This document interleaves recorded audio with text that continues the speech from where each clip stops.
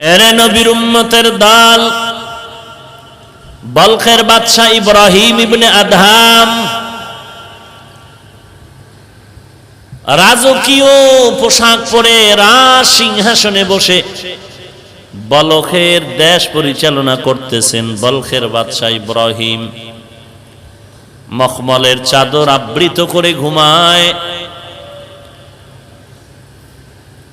একদিন ঘটনা ঘটে গেল, বান্দা ঘুমিয়ে আছেন, চতুর্পার্শ্বে প্রহরীরা পাহারা দেয়। হঠাৎ করে ছাদের উপরে কে যেন হাঁটার আওয়াজ কানে আসতেছে। সজাগ হয়ে তাকাইলেন, কেউ নাই। আওয়াজ দিলেন, কে তুমি? কানের মধ্যে জবাব আসলো, আমি এক আগন্তুক গোলাম। এই গভীর রাতে তুমি এখানে কি চাও? বলে, আমার হারানো একটি ঘোড়া আমি তালাশ করি ছাদের উপরে। আকেলারা পেশা খামুশি বুয়াদ, পেশায়ে জাহেল ফারামুশি বুয়াদ। আকলমান যারা, বুদ্ধিমান যারা, এরা চুপ থাকে আর ইশারায় অনেক কিছু বুঝে ফেলে।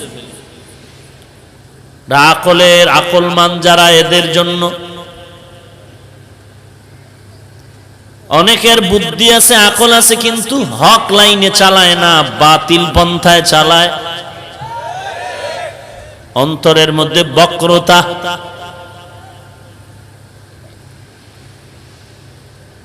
আল্লাহর খাস বান্দা যখন আওয়াজ পাইল যে ছাদের উপরে ঘোড়া তালাশ করে, জবাব দিলেন, হে আহমক, হে বোকা, ছাদের উপরে তো হারানো ঘোড়া পাওয়া যায় না, তুই বোকা নাকি? গাইবি আওয়াজ আসলো, রে আমি যদি বোকা হই তো তুমি সব থেকে বড় বোকা, কারণ আমি গরিব। আমার হারানো ঘোড়া যদি আমি ছাদের উপরে না পাই, ইব্রাহিম, তুমি রাজকীয় চাদরে ঘুমাইয়া তুমি মালিক আল্লাহকেও পাবে না। হঠাৎ করে কাটা গায়ে লবণের ছিটা লাগলো, মাথা গরম হয়ে গেল। কে বলল, কি বলল? তারে ধর। প্রহরীরা চতুর্পার্শ্বে পাহারা দেয়। ডাক দিয়া বলে, তাকায় দেখো ছাদের উপরে কেউ আছে নাকি? বলে, কেউ নাই। আল্লাহর বান্দা ভাবনার সাগরে পড়ে গেলেন। চিন্তা করে, কি শুনলাম, কে কি বলল জানি না, এই বলার মধ্যে কোনো ইশারা আমার দিকে আছে কিনা একটু চিন্তা করা দরকার। কারণ এই চিন্তা করার মেধা, জ্ঞান আল্লাহ শুধুমাত্র মানুষকে দিয়েছেন, আর কোনো পশুকে দেন নাই। এই জন্য মানুষ আল্লাহর কাছে সব থেকে বড় দামি। মানুষ গবেষণা করবে, চিন্তা করে করে আল্লাহর পরিচয় নিবে, আল্লাহর কুদরত দেখে দেখে আল্লাহর মোলাকাতের আশায় থাকবে। কিন্তু যেই মানুষটা মানুষত্ব হারাইয়া চিন্তা ভাবনা বাদ দিয়া খায় আর ঘুমায়, খায় আর ঘুমায়, ঘুমার মধ্যে ঘুম আর খানা দ্বারা কোনো চিন্তা নাই, 24টা ঘন্টা খানার চিন্তা, নামাজে দাঁড়াইয়াও বান্দা দুনিয়া দুনিয়া জিকির করে, ওই বান্দা সম্পর্কে আল্লাহ বলেন, এই বান্দার মধ্যে আর রাস্তার কুকুরের মধ্যে কোনো ব্যবধান নাই, বরং ওই কুকুরের থেকে এই বান্দা বড় খারাপ। কারণ ওই কুকুরকে মালিক বেতন দেয় না, কিন্তু মালিকের জন্য কুকুর পাগল, মালিকের জন্য পাগল। গরুটা চতুষ্পদ জন্তু, মালিক বেতন দেয় না, বরং মালিকের থেকে এত বেত্রাঘাত কষ্ট করে নিজের পেটের, নিজের শরীরের সমস্ত শক্তির তৈরি করা ভিটামিন, দুধ, বাচ্চা কেনা দিয়া সব মালিকের দিয়া দেয়। এই মালিকের জন্য এত পাগল গরু, এরপরও মালিক গরুটারে কিছুই দেয় না, বেতের বাড়ি। ওই মালিকের জন্য গরুটা এত পাগল, কোরবানির বাজারে বিক্রি করতে না পারলে রশিটা গলায় পেঁচায় দিলে গরু মালিকের আগে বাড়ি চলে যায়। যদি বিক্রিও করে ফেলে, নতুন মালিক রশি ধরে টানে বাড়ি যেতে চায় না, কারণ পুরান মালিকের সাথে একটা গভীর সম্পর্ক হয়ে গেল। এখন 2-3 জনে বেদ দিয়া বাড়ি দিয়া এরপর অনেক কষ্ট করে নতুন মালিকের বাড়ি নেয়। বাড়ি নেওয়ার পর লম্বা একটা রশি দিয়া গরুটারে বেঁধে ঘাসের মধ্যে যখন বেঁধে রাখে, গরুটা 1 সপ্তাহ পর্যন্ত ঘাসের মধ্যে মুখ লাগায় না। আন্দাজ করে পুরান মালিকের বাড়ি তাকায়া চোখের পানি ফেলে কাঁদতে থাকে। গর্বসুরত আদমি ইনসাবুদে আহমদ বু জাহলো হাম এক সাবুদে আদমিরা আদমিয়ত লাজমাস ঔদেরা গর্বুনা বাশুদ হই জামাস। তাহলে যেই মানুষটার গরুটার কর্মসূচি কি? খাওন আর ঘুম, আর কোনো চিন্তা নাই। খানা পাইলেই সারলো। কার খানা তদন্ত করার সুযোগ নাই। খানা পাইলো আর খাইলো, হাঁটে আর খায়। ঘুম আর খানা ছাড়া গরুটার কোনো কর্মসূচি নাই। তো একটা মানুষকে তো আল্লাহ দুনিয়াতে ঘুমানোর জন্য আর খানার জন্য পাঠান নাই। যেই মানুষটা শুধু খানা আর ঘুম নিয়ে ব্যস্ত, আল্লাহ যে অন্য কোনো দায়িত্ব দিছেনি কোনো চিন্তাও করে না। আল্লাহ পাক বলেন, বান্দা তুই গরুর থেকে খারাপ, কারণ গরুটায় মালিকের বেতন পায় না, এরপরও মালিকের জন্য পাগল। আর আমি আল্লাহ মালিক তোরে খানা দেই, কত কিছু দিলাম, বাতাস আমার, পানি আমার, সূর্যের আলো আমার, চন্দ্রের আলো আমার। আমার দেওয়া নিয়ামত পাওয়ার পর একবারও তুই আলহামদুলিল্লাহ শব্দটাও বলে শুকর আদায় করো না। আমি আল্লাহ যদি এখন তোকে বলি তুই শুধু গরু না, তুই গরুর থেকে বড় খারাপ, এই কথা আমার অযৌক্তিক হবে না। কারণ তোকে আমি আল্লাহ তো সব মাখলুকাতের মধ্যে সম্মানিত করেছি। এই সম্মানটা ধরে যদি রাখতে না পারো, তোর জন্য ঠিকানা হলো জাহান্নাম। وَلَقَدْ ذَرَأْنَا لِجَهَنَّمَ كَثِيرًا مِنَ الْجِنِّ وَالْإِنسِ لَهُمْ قُلُوبٌ لَا يَفْقَهُونَ بِهَا وَلَهُمْ أَعْيُنٌ لَا يُبْصِرُونَ بِهَا وَلَهُمْ آذَانٌ لَا يَسْمَعُونَ بِهَا أُولَئِكَ كَالْأَنْعَامِ بَلْ هُمْ أَضَلُّ উলাইকা হুমুল গাফিলুন।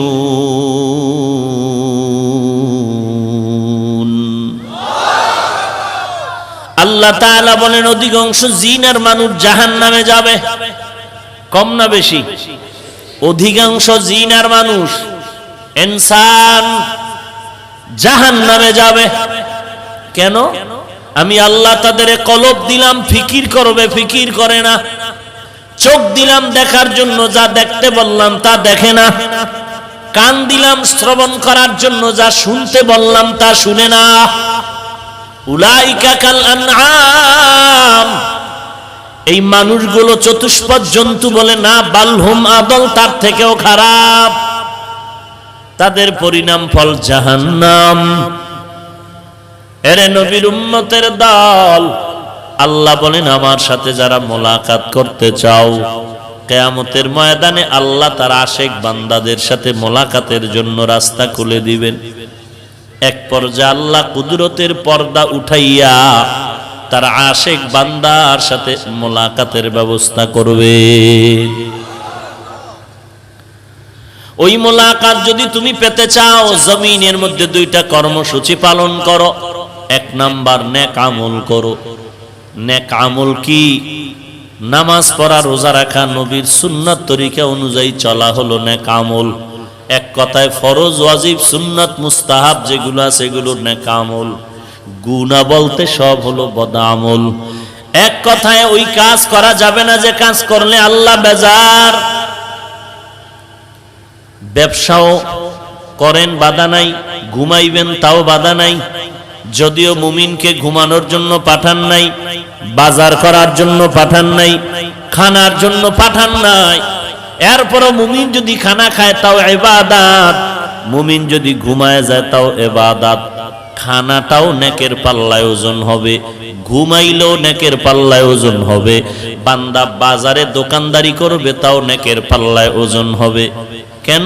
বিড়িটা নেই জন্য না, না, বান্দা আল্লাহর মুহাব্বত নিয়া নবীর তরিকা মতে যদি ব্যবসা করে, ওই ব্যবসার ব্যাপারে আল্লাহর রাসূল বলেন কিয়ামতের ময়দানে আমি নবীর সাথে জান্নাতে থাকবে। ফালইআমাল আমালান সালিহা, নেক আমল এত দামি একটি সম্পদ, তবে আমলটা আবার যেমন তেমন হলে হবে না। সাহাবায়ে কেরামও নামাজ পড়েছেন, আপনিও নামাজ পড়েন, আমিও নামাজ পড়ি, সবার নামাজের ভেতরগত হালাত তো এক না। নবমুসলিম নবীর হাতে কালেমা পড়ে মুসলমান হয়ে গেল, মুসলমান হওয়ার পরে মসজিদে নববীর মধ্যে নামাজ পড়ে, বাইরে গিয়ে আবার মিথ্যা কথা গুনাহ করে। সাহাবায়ে কেরাম বললেন, নবীজি নবমুসলিম কালেমা পড়ার পরে গুনাহ ছাড়ে না। নবী একটা কথা একবার শুনলে কিছু বলতেন না, তিনবার অভিযোগ আসলে তারপরে চিন্তা করতেন। কিছুদিন পরে আবার অভিযোগ, পয়গম্বর নতুন মুসলমান, নামাজও পড়ে গুনাহও করে। নবী আজও চুপ হয়ে গেলেন। কিছুদিন পরে আবার অভিযোগ, পয়গম্বর নব মুসলমান, নামাজও পড়ে জামাতের সাথে আবার গুনাহও করে। নবী তিনবার কথা শোনার পরে জবাব দিলেন, তোমরা কিছু বলিও না, দোয়া করো, যেদিন তার নামাজটা ঠিক হয়ে যাবে সেদিন গুনাহ থেকে বেঁচে যাবে। নবী কি বুঝাইলেন? লোকটা নামাজও পড়ে গুনাহ করে, কারণটা কি বলেন? নামাজটা ঠিক মতো হয় না। নামাজ এই জন্যই তো নবী বলেন, সল্লু কামা রাআইতুমুনি উসাল্লি, নামাজ আদায় করো আমাকে যেমন ভাবে নামাজ আদায় করতে দেখো। নামাজ, যার নামাজ যত ভালো তার আমল ভালো, আখলাক ভালো, ব্যবহার ভালো, লেনদেন ভালো।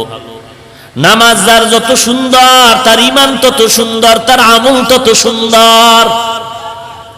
আমি সর্বত্র বলি, যত বড় পাগড়িওয়ালা দেখেন, যত বড় শাইখুল হাদিস দেখেন, আর যত বড় কোটিপতি দেখেন, যদি দেখেন তার ত্রুটি আছে আমলে, কথাবার্তা, লেনদেনে, ব্যবহারে, যত বড় পীর সাহেব হোক না কেন, যদি দেখেন ব্যবহার ভালো না, মেজাজ ভালো না, তার লেনদেন ভালো না, একমাত্র দুর্বলতা হলো নামাজ ভালো না।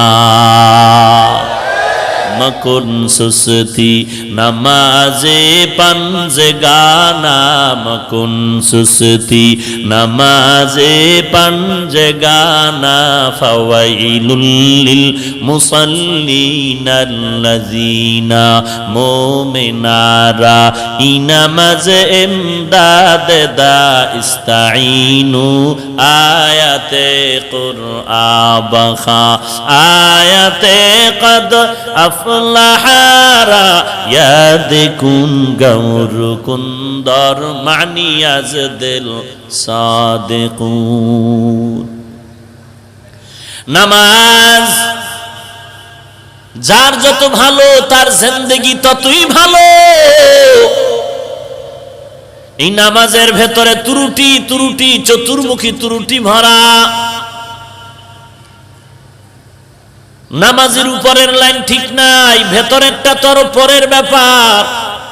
রুকু, সেজদা, তেলাওয়াত, তাসবিহ, তাহলিল, এরপর হলো ভিতরের খুশু আর খুজু।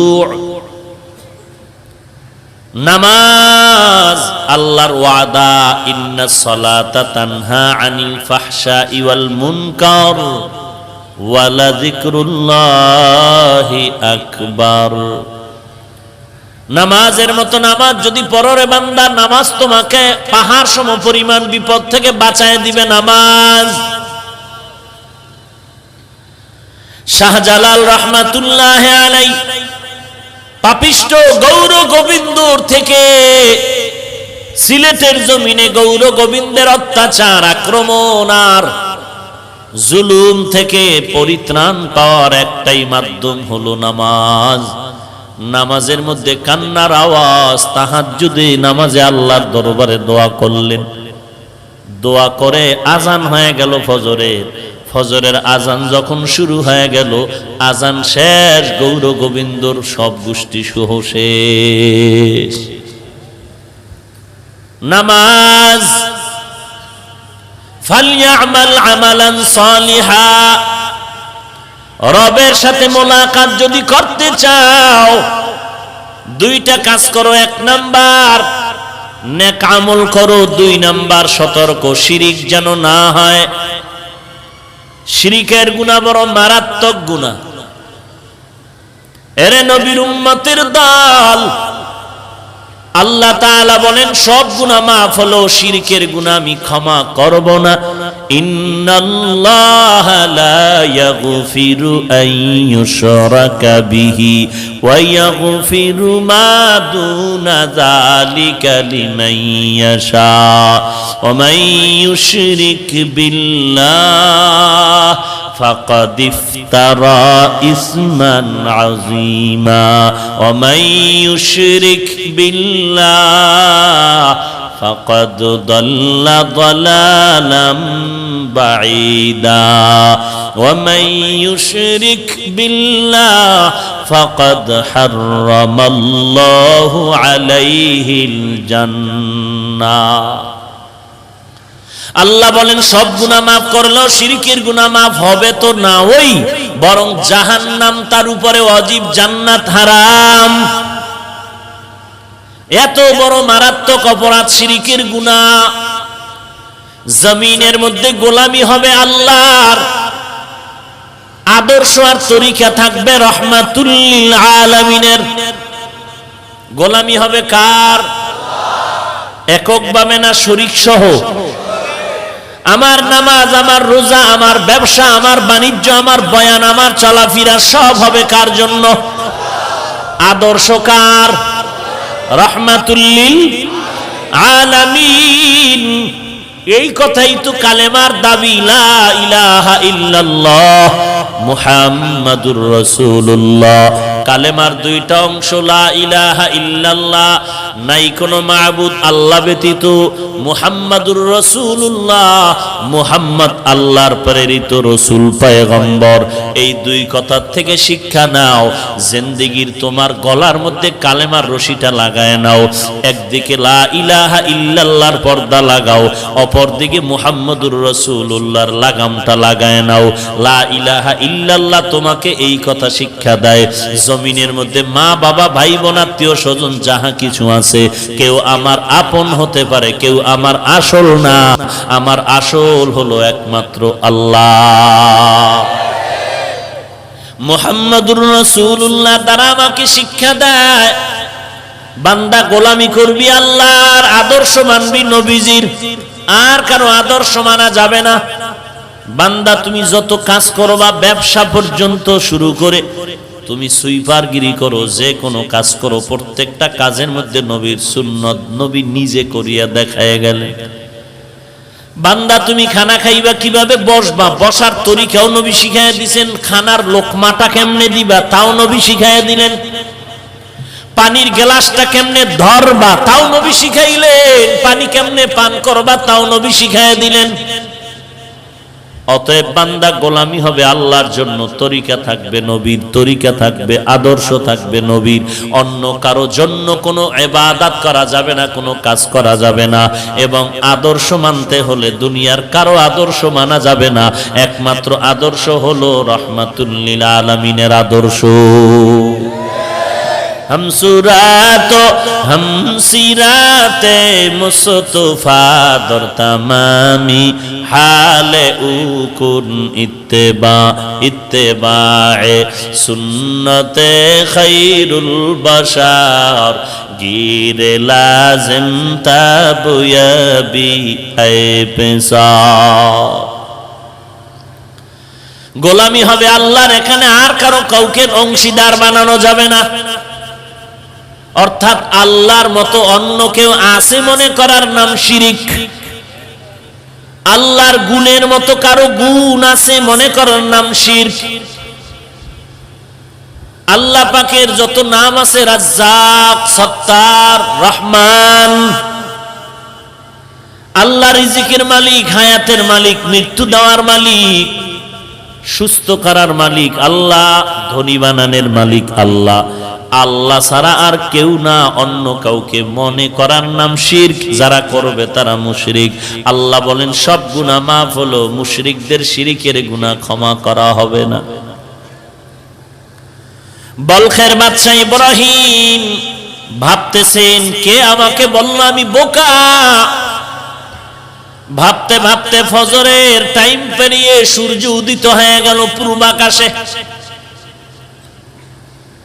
জ্ঞানী মানুষ তো যখনই ভাবতেছে, ভাবার মধ্যে অনেক জবাব এসে গেল ব্রেনের ভেতরে। কি জবাব? হঠাৎ করে সূর্যের দিকে তাকায় চিন্তা করে, আমি ইব্রাহিম ইবনে আদহামের ইশারায় বলখের মানুষ উঠে আর বসে, কিন্তু পূর্ব আকাশে যাই সূর্যটা সকালবেলা উঠে, সন্ধ্যাবেলা পশ্চিমস্ত যায় পশ্চিম আকাশে। এই সূর্য তো আমি ইব্রাহিমের অর্ডারে চলে না। এই সূর্য কার অর্ডারে চলে? তাকে তো একবার আমি দেখলাম না, চিনলাম না। তারে তো আমার চিনা দরকার, জানা দরকার। আমি বলখের বাদশা হইলাম, সূর্যের মালিকের চিনলাম না।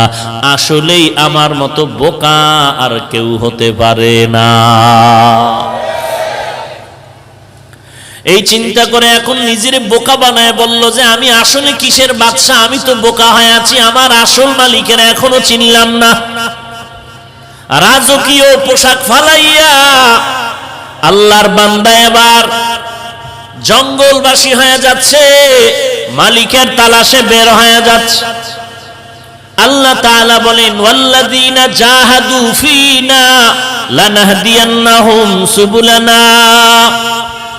যারা আমি আল্লাহকে পাওয়ার জন্য চেষ্টা করবে, অবশ্যই আমি আল্লাহ তার সামনে অনেক রাস্তা খুলে দিব। একটা না, অনেক রাস্তা খুলে দিব। যে কোনো রাস্তা দিয়ে ঢুকলেই বান্দার সাথে আল্লাহর মোলাকাত হয়ে যাবে। ইব্রাহিম ইবনে আদহাম জঙ্গলের দিকে দৌড়ায় আর কর্মচারীদের বললেন, প্রহরীরে বললেন, আমার আর তালাশ করবি না, তোরা আমাকে কি তালাশ করবি? আমি আর একজনের তালাশে বের হয়ে যাই। আল্লাহর বান্দা আল্লাহর তালাশে বের হয়ে গেলেন। ওই আল্লাহর সাথে আমার এখনো তো পরিচয় হয় না, পরিচয় দরকার। যাইতে যাইতে জঙ্গল আর সাগরের কিনারায় দৌড়াচ্ছে। একজন বুজুর্গের সাথে মোলাকাত হয়ে গেল, একজন আল্লাহওয়ালা সাদিকিনদের সাথে মোলাকাত হয়ে গেল। আল্লাহর ওলির পাশে গিয়া বসলেন আর বললেন, আল্লাহর ওলি, আপনাকে দেখতে তো খুব মোহাব্বত লাগতেছে, আপনি আমাকে একটু পরিচয় দেন এই জমিনের মালিককে। বলে আল্লাহ। বলে আল্লাহকে কেমনে পাই? বলে আল্লাহকে পাওয়ার জন্য চেষ্টা করা দরকার। বলে চেষ্টা কেমনে করবা? চেষ্টার জন্য এক নাম্বার কাজ হলো নেক আমল চালায় যাও। আমল করতে করতে করতে করতে করতে করতে কেউ যদি ফ্যাক্টরির মধ্যে চাকরি নিয়ে কাজ না করে, খালি কয় মালিকরে দেখতে চাই, বলে না, হবে না। মালিক মাঝে মাঝে আসে, ফ্যাক্টরির মধ্যে এসে বসে, কর্মচারীর কাজগুলো দেখতে থাকে। তুমি কাজ করতে থাকো, একদিন আগে পরে মালিকের সাথে হঠাৎ করে মোলাকাত হয়ে যাবে। আল্লাহ বলেন, আল্লাহকে যদি দেখতে চাও, মোলাকাত করতে চাও, আল্লাহর দেওয়া হুকুম অনুযায়ী নেক আমল করো। এক সময় আমলের মধ্যে তুমি যখন ঢুকতে থাকবা, চেষ্টা করতে থাকবা, আমলের মধ্যে এক সময় আল্লাহর ঘেরান কুদরতি ভাবে তুমি পেয়ে যাবে। या इलाही मुझसे मुझको दूर कर, ताके देखो मुझ में तुझको एक नजर। या इलाही तू मेरा माबूद है, या इलाही तू मेरा माशूक है। আল্লাহর বান্দা ইব্রাহিম ইবনে আদহাম আল্লাহর পাক ওলির কাছে বললেন, আল্লাহর একটু পরিচয় চাই। বলে জমিনের সাথে, জমিনের মধ্যে তো আল্লাহর মোলাকাত হবে না, তবে তুমি আমল চালায় যাও, কিয়ামতের ময়দানে মোলাকাত হবে। বলে না, একটু মনে চায়, আমি তো বলখের বাদশা ইব্রাহিম। হঠাৎ করে আল্লাহর বান্দা বুজুর্গের কাছে বসলেন।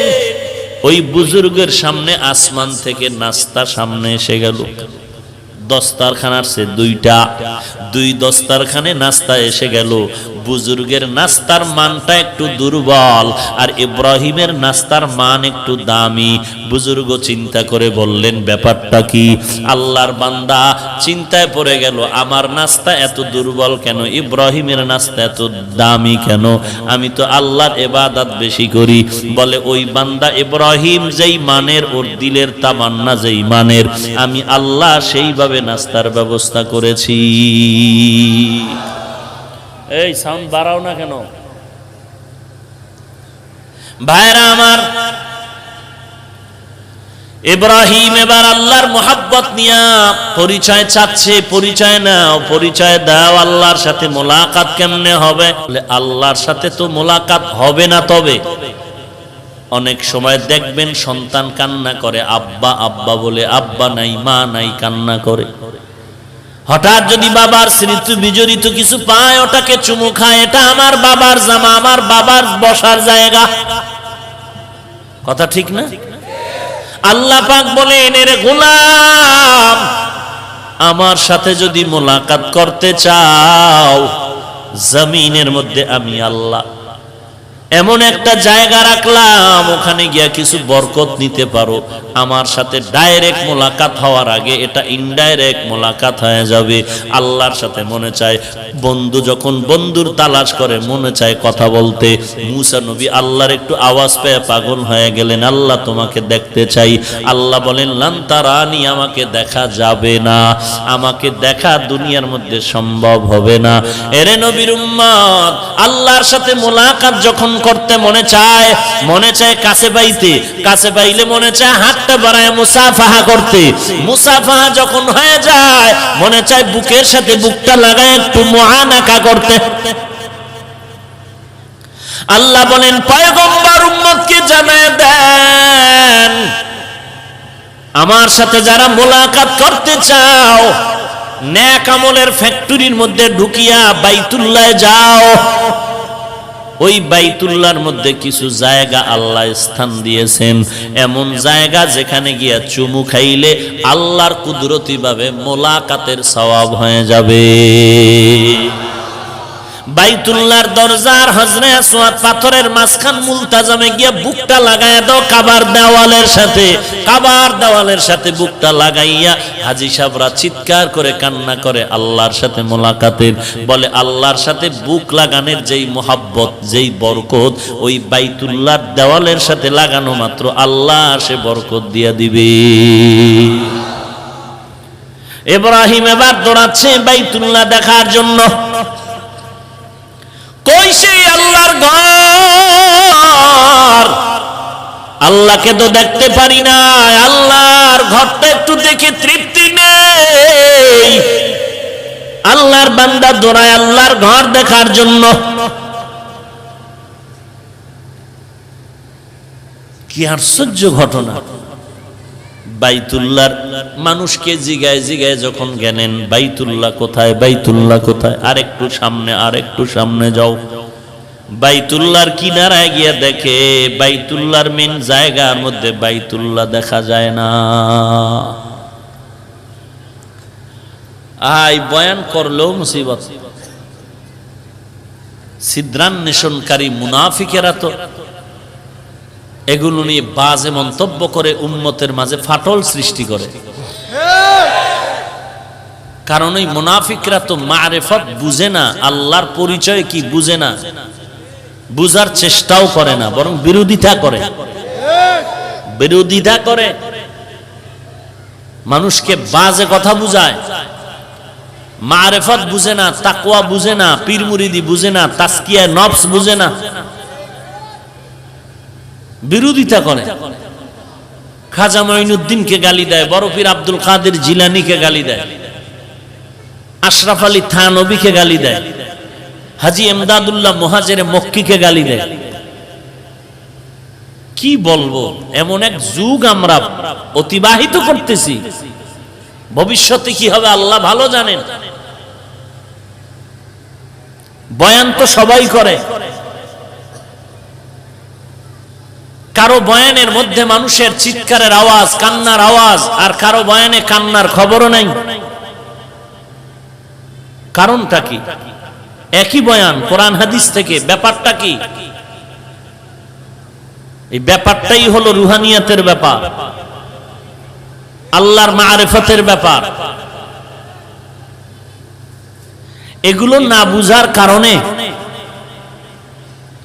এগুলো না বুঝার কারণে বড় বড় বুজুর্গদেরকে পর্যন্ত এরা গালাগালি করে। যাদের তাহাজ্জুদ কাজা হয়নি এমন বুজুর্গকে এরা গালি দেয়। কত বড় ধৃষ্টতা! শুধু তাই কি, এরা ওমরে ফারুক পর্যন্ত গালি দেয় যে ওমরে ফারুক রাদিয়াল্লাহু তাআলা আনহু বেদাতি। নিজের স্বার্থ সিদ্ধি করার জন্য। কি বলবো? বাইতুল্লাহ জাগায় নাই, গেল কই? বাইতুল্লাহর খবর নাই। ইব্রাহিম তালাশ করে, কই বাইতুল্লাহ? খুঁজে পায় না বাইতুল্লাহ। বাইতুল্লাহ জাগায় নাই বলে একটু দূরে মনে হয়, একটু চতুর্দিকে ঘুরতেছে ঘুরতেছে, তাকায় দেখে বাইতুল্লাহ সামন দিকে আগাচ্ছে, আর পেছনে পেছনে একজন আল্লাহর বান্দি হাঁটতেছে। ওই বান্দি বসরা এলাকার নাম হলো রাবেয়া, রাবেয়া বসরিয়া, আল্লাহর একজন খাঁটি বান্দি। রাবেয়া মহিলা মানুষ, বাইতুল্লাহ আগাচ্ছে, পেছনে রাবেয়াও আগাচ্ছে। ইব্রাহিমকে দেখা মাত্র রাবেয়া কয়, রে ইব্রাহিম, তুমি ওই বাদশাহী ছেড়ে এখানে আসছো কেন? ইব্রাহিম বলে, কে তুমি? আমাকে কেমনে চিনলা? বলে, আমি বসরা এলাকা। রাবেয়া বলে, কাবা তোমার দিকে কেন, আমার দিকে না কেন? বলে, রে ইব্রাহিম, বুঝবা না, তুমি বাইতুল্লাহর পাগল, আর আমি রাবেয়া হলাম বাইতুল্লাহর মালিকের পাগল। या इलाही मुझसे मुझको दूर कर, ताके देखो मुझ में तुझको एक नजर। या इलाही तू मेरा माबूद है, या इलाही तू मेरा माशूक है। এগুলি বুঝানো যায় না, বুঝতেও চায় না। বিরোধিতায় পাগল পারা হয়ে আছে আমার ভাই, পাগল পারা হয়ে বিরোধিতায় লিপ্ত। নিজে জিকির করে না, আর একজনকেও করতে দেয় না, বিরোধিতায় লিপ্ত হয়ে আছে। অথচ আল্লাহর বান্দা আল্লাহর নামের জিকির করিয়া আল্লাহর কত স্বাদ পায়, এইটা তারে বুঝানোই যায় না। যে বগুড়ার দধি খায় না, তাকে বগুড়ার দধির মজা বুঝানো যায় না। যে কুমিল্লার রসমালাই খায় না, তাকে রসমালাইয়ের গুণগান বললেও বুঝতে চায় না। ওরে যেই বান্দা মাওলার জিকির করে মজা পায়, ওই মজার কথা আর একজনকে বুঝানো যাবে না। ইলিশ মাছ খাইয়া যে মজা পায়, যে খায় না তাকে বুঝানো যাবে না। আল্লাহর মারিফতের মধ্যে কি মজা, এই মজা হাজী এমদাদুল্লাহ মুহাজিরে মক্কি বুঝে, ওই অন্যরা বুঝে না। রশিদ আহমদ গাঙ্গুহি রহমাতুল্লাহ আলাইহি সারা বুঝতে চায় না। এই লাইনে যারা আছে, উজানির কারি ইব্রাহিম রহমাতুল্লাহ আলাইহি বুঝে, আর কেউ বুঝতে চায় না। এই লাইনে যারা দৌড়ায়, তারা বুঝে মারিফত কেমন জিনিস। কেমনে বুঝাইতাম? পটিয়া মাদ্রাসার বাণী মুফতি আজিজুল হক রহমাতুল্লাহ আলাইহি জবরদস্ত বুজুর্গ, মানুষের সামনে স্টেজে বসে নাহমাদুহু বলা মাত্র ময়দানে লাফালাফি শুরু হয়ে যেত। আর আমরা 3 ঘন্টা চেঁচামেচি করলেও কোনো আওয়াজ নাই, কান্না নাই, আমলের ফিকির নাই, জাহান্নামের ভয় নাই। আর পটিয়া চট্টগ্রাম মাদ্রাসার বাণী মুফতি আজিজুল হক রহমাতুল্লাহ আলাইহি স্টেজের মধ্যে বসে যদি যখন বলতেন নাহমাদুহু, টান দেওয়া মাত্র ময়দানের মধ্যে পরিবর্তন শুরু হয়ে যাইত। এটা এমনি হয় না, আল্লাহর সাথে গভীর সম্পর্কের মাধ্যমে হয়। ফটিকছড়ি এলাকা মাইজবান্ডারের পার্শ্বে নানুপুর এলাকা বড় পীর, ওখানে নানুপুরের হযরত, বিশাল বড় মাদ্রাসা, এত বড় কুতুবুল আলম। আল্লাহর বান্দা যখন পানির পুকুরের কিনারায় বসে আল্লাহর নামের জিকির শুরু করছেন, লা ইলাহা বলে যখন ডান দিকে মাথাটা ঘুরাইছেন, ইল্লাল্লাহ বলে যখন বাম দিকে ধাক্কা দিলেন, নদীর পানি ডান দিকে উঠা আবার ইল্লাল্লাহর সাথে বাম দিকে চলে গেল। আউলিয়ারা কারে উকবা ইখতিয়ার, জাহেলারা কারে দুনিয়া ইখতিয়ার। মাইলে মোমেন সোয়ে মোমেন মিশাওয়াত, মাইলে কাফের সোয়ে কাফের মিশাওয়াত। এরে আল্লাহওয়ালার সোহবতের কারণে হাজার না লক্ষ কোটি বান্দা আজ আল্লাহর মারিফতের দরজায় দৌড়াচ্ছে। যারা বিরোধিতা করে এদের লাইনে তো কোনো আল্লাহর বান্দা দেখা যায় না। নামাজ পড়ার থেকে নামাজি হয়েছে, বরং আগে নামাজ পড়তে এখন ফিতনা করে। আগে এত অহংকারী হতো না, এখন অহংকার বেশি করে। মসজিদে ঢুকলে একটু ভাব নিয়ে ঢুকে, ভাব দাঁড়ানোর সময় ভাব, আলহামদু শেষ হইলে জোরে আমিন বলে চিৎকার করে ভাব। বেটা আল্লাহর ইবাদতে ভাব চলে নাকি? তো ভাব দেখাও কেন? ভাব দেখাও কেন? কি ভাব? ঢুকতেও ভাব, বের হইতেও ভাব দেখায়। আর ডানে বামে তাকায়, দেখে আমারে কেউ দেখেনি আর কেউ জিজ্ঞাসা করেনি, তো লইয়া ভরুন। আগে এত বেদবি করতো না, এখন ওই মুরব্বি মানতে গিয়া বড় বেদবি শুরু করেছে। আল্লাহর ঘরে ঢুইকা ভাব দেখায়, সালাম পর্যন্ত দেয় না। কি ভাবে যে থাকে দেখি তো মাঝে মাঝে মসজিদে ঢুকলে। আরে বাপরে বাপ, বুকের উপরে হাত বাঁধতেছে, জোরে আমিন কি? পা ছড়ায়া দাঁড়িয়েছে, মসজিদে ঢুকলো, কত বান্দার সাথে দেখা হলো, সালাম দিল না, বের হয়ে গেল, সালাম দিল না। ভাব আর ভাব। এরা নবীর বড় পাগল, আর আমগো কয় মুশরিক। কেন? চরমনাই মুশরিক, উজানি মুশরিক, তাবলিগ মুশরিক। কেন? এদের কাছে গেলে মানুষ আল্লাহওয়ালা হয়ে যায়। তা সহ্য করতে পারে না, সহ্য করতে দোষ পায় না, দোষ পায় না। দেখতে নারী চলন বাঁকা, আঘাত কেমনে করবে? যেটা দিয়া করে দেখো আঘাতে লাঠি ভেঙে যায়, কোন দিক দিয়েই পার পায় না। শেষ পর্যন্ত কয় ইল্লাল্লাহ শিরিক, ইল্লাল্লাহ দিয়া ধর।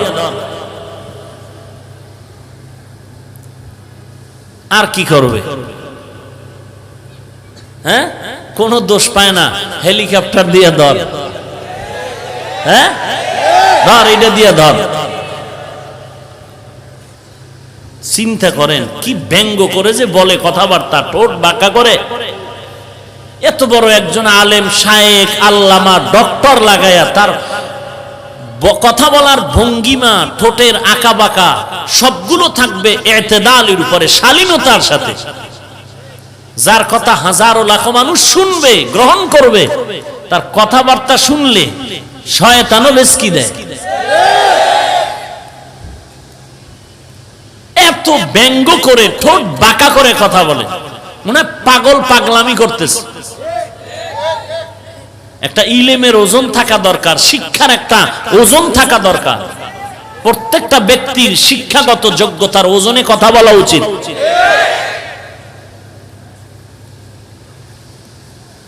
পাগল হয়ে গেছে, একটু বিরুদ্ধে না বললে তার কথাই চলে না। বিরোধিতা করাই তার কাজ, আর কোনো কাজ নাই। ইউটিউব বা যে কোনো লাইনে তাদের বয়ান শুনবেন, এ টু জেড, শুরু থেকে শেষ শুধু বিরোধিতা, গীবত, শিকায়াত, আর কোনো আওয়াজ নাই। একটা আমলের বয়ান করবে না, শুধু অমুকে কাফের, অমুকে মুশরিক, অমুকে কাফের, অমুকে মুশরিক, এই তাড়নায় পুরো সময় কাটায় দেয়। মনসুর হাল্লাজের ঘটনা কইছি, চরমনের হুজুরে কিতাবে লেখছে, আল্লামা জালালউদ্দিন রুমি রহমাতুল্লাহ আলাইহি কিতাবে লেখছে। এই ঘটনা অলিপুরি সাহেব বলছেন, সব কাফের হয়ে গেছে। মনসুর হাল্লাজের ঘটনা বলাতে সব কাফের হয়ে গেছে। অথচ আল্লামা জালালউদ্দিন রুমি রহমাতুল্লাহ আলাইহি কত বড় জবরদস্ত একজন বুজুর্গ আলেম। কিয়ামতের কিছু আলামত রাসূল বলে গেছেন, এর মধ্যে একটা আলামত হলো পরবর্তী উম্মতেরা আগের আল্লাহওয়ালাকে গালি দিবে। এটা কিয়ামতের একটা আলামত। পরবর্তী উম্মতেরা, অতীতের উম্মত যারা উম্মতকে জান্নাতের পথ দেখাইতো, এদেরকে গালাগালি করবে, কিয়ামতের আলামত। আবু হানিফাকে গালি দেয়, চিন্তা করেন, আর কাউকে গালি দেয় না। অথচ ইমাম শাফি রহমাতুল্লাহ আলাইহির মাযহাব আলাদা, ইমাম আহমদ বিন হাম্বলের মাযহাব আলাদা, ইমাম মালিক রহমাতুল্লাহ আলাইহির আলাদা এক মাযহাব, ইমাম আবু হানিফার একটা মাযহাব। মূলত আবু হানিফাকে ধরছে কেন? আমরা বাংলাদেশের অধিকাংশ মানুষগুলো ইমাম আজম আবু হানিফার মাযহাব মতে চলি, সহ্য করতে পারে না।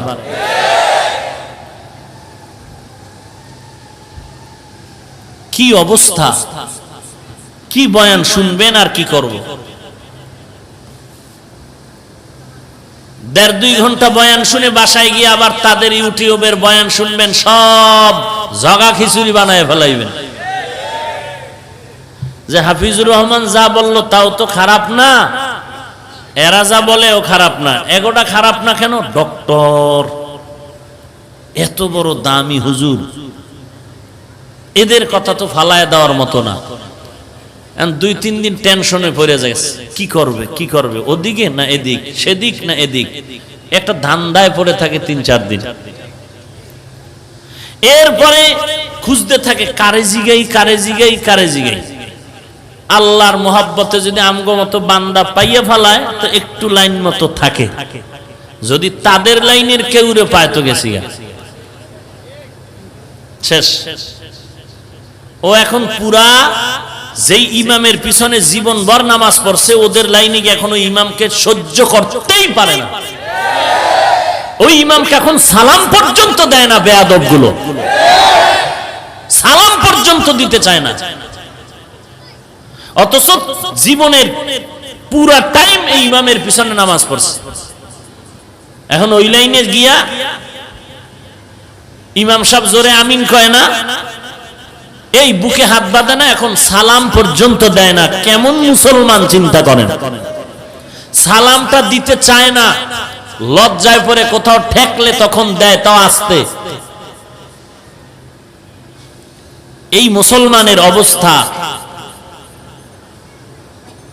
বিপদ তো আর এমনি আসে না কপালে, আমাদের হাতের কামাই করা।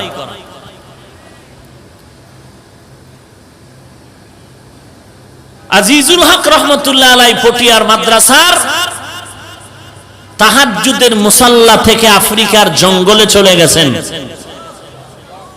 এটা কিভাবে সম্ভব? কিভাবে সম্ভব? দুধের বাচ্চা তো কথা বলতে পারে না, দুধের বাচ্চা কথা বলতে পারে না। অথচ এই জমিনের মধ্যে এমনও ঘটনা আছে যে দুধের বাচ্চা মায়ের কোলে বসে কথা বলতেছে।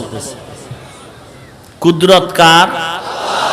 না সরমনাইয়ের, দেওবন্দিওয়ালাদের? আমরা যত ঘটনা শোনাচ্ছি, আমরা বিশ্বাস তো করি কুদরত কার? অসম্ভবকে সম্ভব করতে পারেন কে? আমরা তো আল্লাহর উপরে বিশ্বাস নিয়ে বলতেছি, সমস্যাটা কোথায়? আমরা তো বলি না পীর করেছে।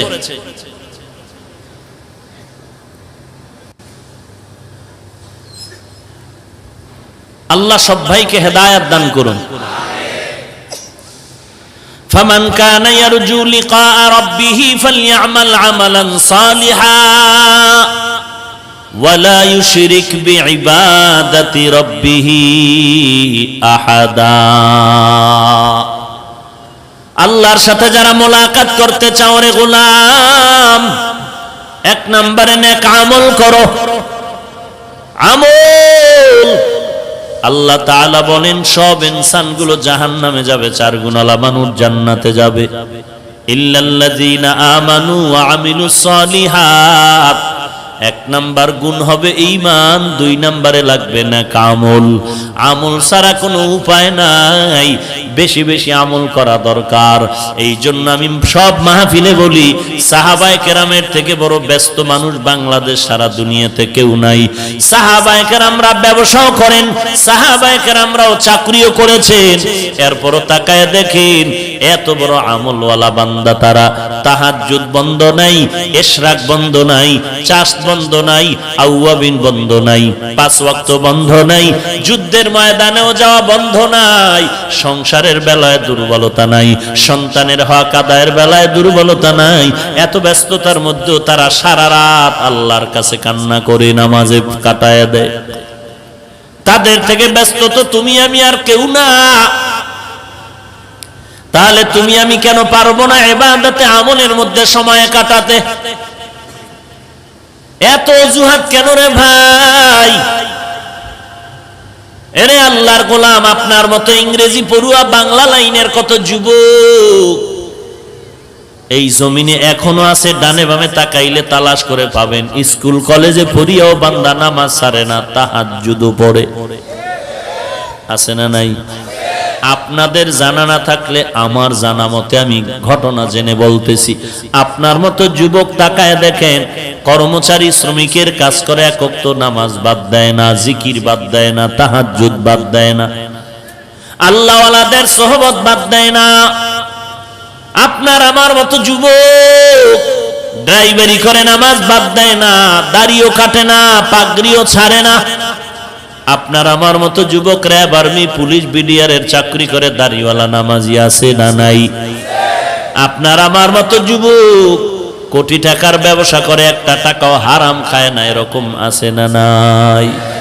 ফালইআমাল আমালান সালিহা, নেক আমল করো হে গোলাম। এই নেক আমলের মধ্যে কিছু আছে ফরজ, আবার কিছু আছে নফল। ফরজ আমল তো করতেই হবে, বাধ্যতামূলক বাদ দেওয়া যাবে না। আবার নফল ইবাদত করা লাগবে। 5 ওয়াক্ত নামাজ তোমার বাধ্যতামূলক পড়তে হবে, তাহাজ্জুদ, ইশরাক, আউয়াবিন এটা অপশনাল পড়তে হবে। এরে নবীর উম্মত যে যত বেশি পরিমাণ আমল করবে তার উপরে আল্লাহর রহমত তত বেশি পরিমাণ আসবে, এবং কিয়ামতের ময়দানে আল্লাহ তাকে ওই পরিমাণের জান্নাতের উচ্চ মাকাম দান করবে। যে ছোট জান্নাত পাবে 10 দুনিয়ার সমান, যে বড়টা পাবে তার উপায় কি? আর এই জান্নাতের মধ্যে তারতম্য হবে কেন? একমাত্র আমলের কারণে। আমল যার যত ইখলাসওয়ালা হবে আল্লাহ তার সেইভাবে পুরস্কারও দিয়ে দিবে। আর যারা আমল মোটামুটি করেছে আল্লাহ বলবেন তোরে সান্ত্বনা পুরস্কার দিয়ে দিলাম, যা